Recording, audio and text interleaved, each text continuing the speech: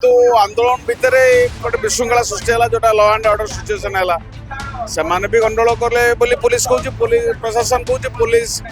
भी पुलिस भी से बाड़े तेणु ये गोटे अप्रीतिकर परिस्थिति काली ओडिशा सृष्टि है आगुरी एक्चुअली आम के देखी नुलू ये हबार जड़े जो मैंने अटो चलाऊँ जो साधारण गरीब घर पिला जो मैंने भी सब गाड़ी चलाऊँ से भी गोटे ड्राइवर सब विभिन्न जगह आसुँच निज गाड़ी भी नुह तेणुक से सब ये आंदोलन सामिल जदि पैसा बहुत कम से पाँच जी पाँच लाभ होनी तेना सरकार ये घटना भी आलोचना करे कहीं सरकार किसी भूल ना सरकार किसी लस हबार ना सरकारी व्यवस्था बाध्य करे लोक आईन श्रृंखला परिस्थिति सृष्टि करने आईन की हाथ को नापी सरकार बहुत समय दायी रुहत जदि सरकार तरफ ये एक पदक्षेप नि जा पारि था नेगोशिएट टेबल डक जा पारि था परिस्थिति कहीं सृष्टि होता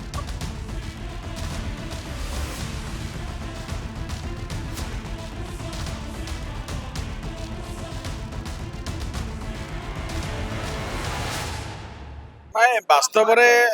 जो मैंने आंदोलन करते दाबी नहीं आंदोलन करते जो मैंने ऑटो चलाऊँ कैब चलाऊँ जो मैंने सब कंपनी मानकर जो ऑनलाइन रे से बुक करा जाउची माने पैसा ठीक प्रॉपर पाउना विभिन्न समस्या नहीं बसते जिते आंदोलन कले राज्य सरकार तरफ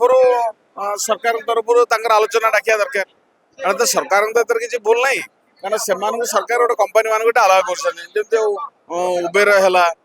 ओला है सब सरकार अलाउ कर सरकार कौन टर्म्स कंडीशन रखी कौन करा सरकार गोटे ट्रिपार्टाइट डिस्कशन सरकार करने कथा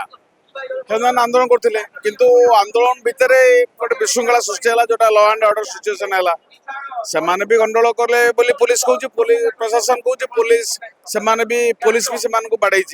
तेणु ये गोटे अप्रीतिकर परिस्थिति काली ओडिशा सृष्टि है आगुरी एक्चुअली आम के देखी नुलू ये हबार तेणु ये समस्या चाहिए भी अवॉइड करा पारि था तेणुक से दृष्टि सरकार तरफ से कौन क्षेत्र में सरकार तरफ गोटे आखि दृश्य पदक्षेप नि जाऊना जो जगह जो आंदोलन मान हो केमती साथ आलोचना करवा डिस्कसन करवा समस्या समाधान करवा सरकार तरफ से कौन भाव में आंतरिकतार सहित कौन पदक्षेप नि 3 दिन बसी पहले सरकार शुणिदे बोली भाबुछिते आपण 3 दिन आपण एमती आंदोलन करबे रास्ता जाम कर दे ना ता पूर्वरु से दायित्व देछंती ता पूर्वरु से चाहिए सरकार आलोचना करने सरकार तो कर पारि ना ये कहीं हम जड़े जो मैंने अटो चलाऊँ जो साधारण गरीब घर पिला जो मैंने भी सब गाड़ी चलाऊँ से भी गोटे ड्राइवर सब विभिन्न जगह आसुँच निज गाड़ी भी नुह तेणुक से सब ये आंदोलन सामिल जदि पैसा बहुत कम से पाँच जी पाँच लाभ होनी तेना सरकार ये घटना भी आलोचना करे कहीं सरकार किसी भूल ना सरकार किसी लस हबार ना सरकार गोटे परमिशन देते गोटे एजेन्सी आसी ओडिशा काम करुँच ओडिशार ड्राइवर गाड़ी मालिक को एक्सप्लोर कर अभियोग सर ऑफिस गोटे एजेंसी तो दूर कथा गोटे ऑफिस ही नहीं ओला पर एठी कौन सी जगह केवल ऐप रे चली सेंट्रल मॉनिटर आप रे चली से माने ये काम करुछन तेणु तारी ऊपर सरकार तरफ विचार करिया दरकार सरकार कौन पदक्षेप दरकार आइदर लाइसेंस कैंसल कर रूट करिया दरकार ये सब करिया दरकार तेणु यही दृष्टि बर्तमान हूँ जेहेतु गोटे कौन गोटे आमिकेबल सल्यूशन आसलानी तेणु से एक आंदोलन को नापी बाध्य लॉ एंड ऑर्डर सिचुएशन है पुलिस तरफ जो भाव में अरेस्ट कराई सरकार पर विचार करिया दरकार से अरेस्ट फारेस्ट कर बेल मिल मो गाड़ी फाड़ी फेरे देवा दरकार गोटे नेगोशिएट टेबल को सरकार इनवाइट कले सुप्रीम कोर्ट का लॉ अनुसार रास्ता रोक करें राजरास्ता अवरोध करें सरकारी संपत्ति भांगी पारे जनसाधारण को असुविधा पकई पारे कि सब किसी घटला शुण जिते बड़े गोटे समस्या सांघातिक हुए लोक लॉ एंड ऑर्डर को आ मानिया स्थित न था हाथ को नापी बाध्य हन आपण मन अच्छे केउझर जड़े आदिवासी लोक सी बारंबार आसला तार भौणीर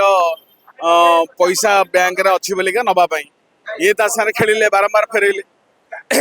लास्ट से सब नहीं आइला सब नहीं आसार गोटे गोटे नियम अच्छी बैंक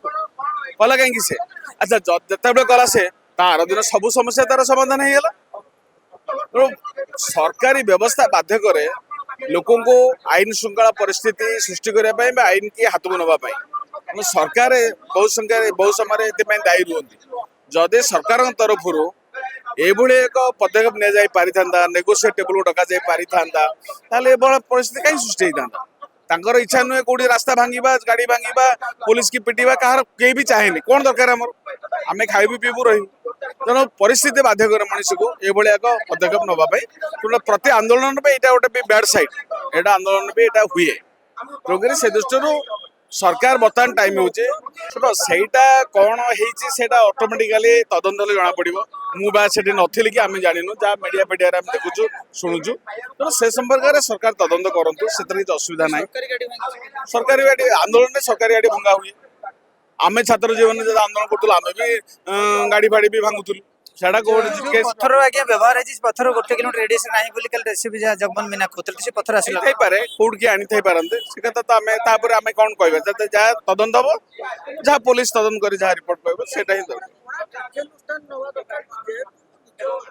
ମୁଁ କଡା କାର୍ଯ୍ୟାନୁଷ୍ଠାନ ଫେଭରରେ ନୁହେଁ। ସରକାରଙ୍କର ବିଫଳତା ଯୋଗୁଁ ଏଇଭଳିଆ ଆଇନଶୃଙ୍ଖଳା ପରିସ୍ଥିତି ସୃଷ୍ଟି ହେଲା। ତେଣୁ ବର୍ତ୍ତମାନ ହାଇ ଟାଇମ୍, ଜଣେ ଯୋଉ ସଂସ୍ଥାକୁ ସରକାର ପରମିଶନ ଦେଇଛନ୍ତି ତାର ଏଠି ଅଫିସ ନାହିଁ, ସିଏ ଟୋଟାଲି ମନିଟରିଂ କରୁଛି ଭୁବନେଶ୍ୱର ଟ୍ରାଫିକ ସିଷ୍ଟମ ଟାକୁ। କାର ଚାଲିବ କଣ, ଭଡା ଚାଲିବ କଣ, ସେମାନେ ମନିଟରିଂ କରୁଛନ୍ତି, ପଇସା ମାନେ ପାଉନାହାନ୍ତି। ଏଇଟା ସରକାର ଆ ଉପରେ ତୁରନ୍ତ ପଦକ୍ଷେପ ନେଲେ ଏଇଭଳିଆ ସମସ୍ୟା ଆଉ ଅତୀତରେ ଉତ୍ପନ୍ନ ନାହିଁ, ଭବିଷ୍ୟତରେ ହବ ନାହିଁ। ସରକାର ଯେହେତୁ କରୁନାହାନ୍ତି, ସେଥିପାଇଁ ଏଇଭଳିଆ ପରିସ୍ଥିତି ସୃଷ୍ଟି ହଉଛି।